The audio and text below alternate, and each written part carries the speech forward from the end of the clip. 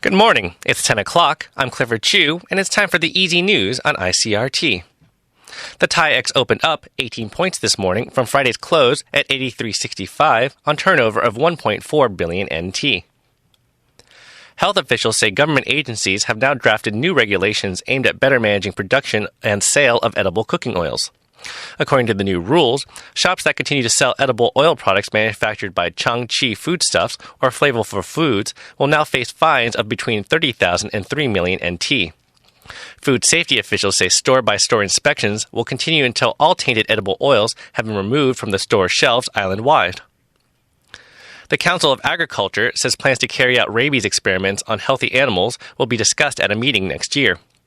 According to Agriculture Minister Chen Baoji, animal rights activists and experts will be invited to participate in the meetings and will be allowed to review research plans based on international laboratory and ethical standards. To date, rabies cases here in Taiwan have been found almost exclusively in ferret badgers, with the sole exception of one Asian house shrew. That has prompted speculation that the particular strain of rabies found recently in Taiwan cannot be passed on to other species. Premier Zhang Yihua yesterday visited scenic spots in outlying Jingmen County. The visit comes as the Ma administration is considering withdrawing some troops from nearby Da Dan and Air Dan islets. The government says both islets are expected to be opened to tourists in the future. The Jingmen County Tourism Department has proposed opening the two islets to tourists for a 2-year trial run beginning in September of 2015 to a limited number of tourists from Taiwan. The two islets are located some 4,000 meters from the Chinese city of Xiamen. And Taiwan's Xie Su Wei and China's Peng Shui won the women's doubles title at the Paribas WTA Championships in Istanbul yesterday. It is the pair's 5th title win this year after Rome, Cincinnati, Guangzhou, and Wimbledon. Several car bombs have exploded around the Iraqi capital of Baghdad, killing at least 66 people. The bombs were placed in parked cars and detonated over a 30-minute period in busy streets, mainly in Shia areas. Separately, a bomber blew himself up in the northern city of Mosul near troops queuing at a bank, killing 14 people. At least 100 people were injured in the attacks. Countrywide violence, often fueled by sectarian divisions between the Shia and Sunni Muslims, has reached its highest level since 2008. In Russia, thousands have marched through the streets of Moscow protesting against political persecution by the government of Vladimir Putin. It's one of the largest demonstrations seen in the Russian capital since anti-government protests lost momentum following a crackdown on protesters. Colombia's FARC rebels have freed a U.S. hostage after 4 months in captivity.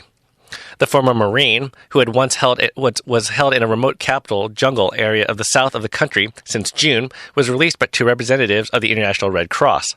He is reported to be in good health. The leftist FARC has promised to stop kidnapping as a condition for peace talks with the government taking place in Cuba.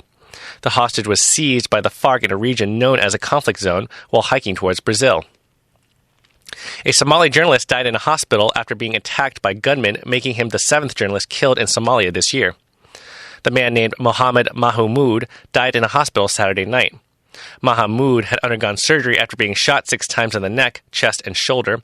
Unidentified gunmen in a car shot at Mahmoud as he drove to work early Tuesday in the Wadajir district of the capital of Mogadishu. And now looking at the weather across Taiwan, we can expect partly clear skies in the north with a high of 27 in Taipei, and mostly clear skies in the center and south with a high of 29 in the Taichung and Kaohsiung areas. Current temperatures are Taipei 25, Taichung 23, Kaohsiung 25.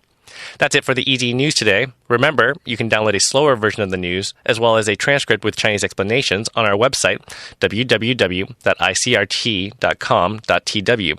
Just look for Easy News. Enjoy the rest of your morning. I'm